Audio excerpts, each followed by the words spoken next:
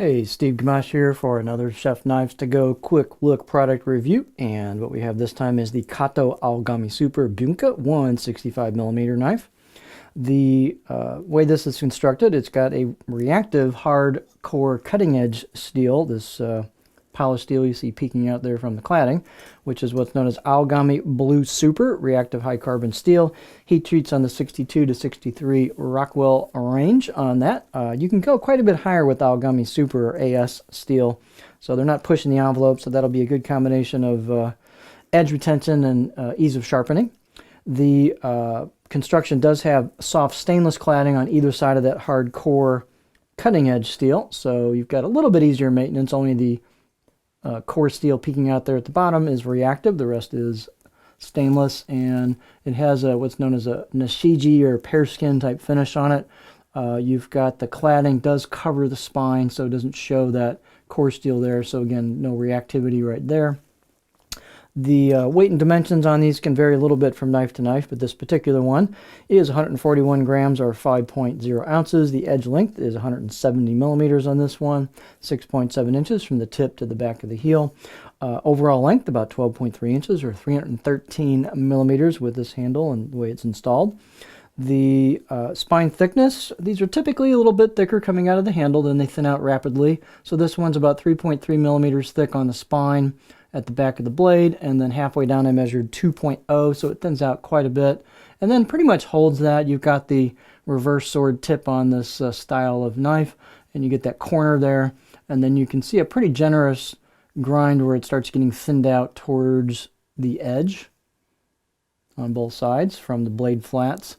And so what that does is give you a really thin tip. That's a good thin tip, folks. That's going to fly through stuff.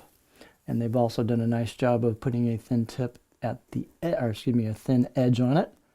So this thins out very nice. So this is going to be a great performing knife. They've done a nice job on the polish here at the choil into the neck of the knife.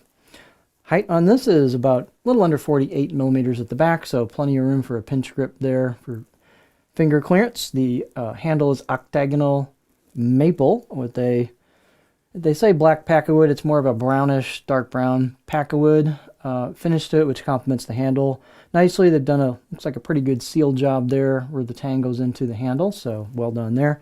Nice fit and finish on that. Balance point is, not a really long blade, so the balance point's going to be right there, which actually is not too far from a pinch grip. It's, for my pinch, it's maybe just a little behind that, but it's going to be pretty neutral feeling blade, and it's nice and light, so this thing flicks really easy. It's easy to use in the kitchen. Let's see what else. Let's get our beauty shot here. These are well crafted blades.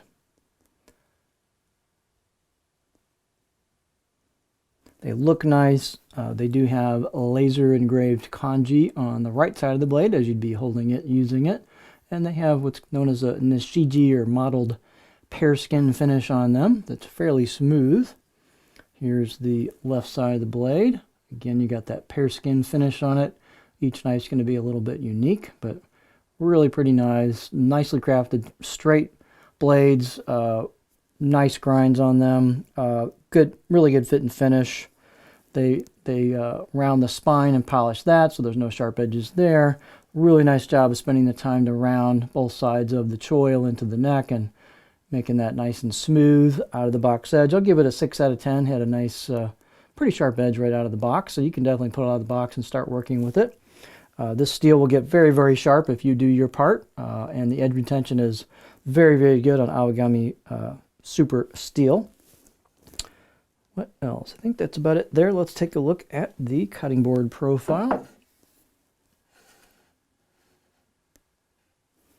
Here we go. So these typically have a fairly low tip on them, as you can see. This does have a little bit more belly towards the front.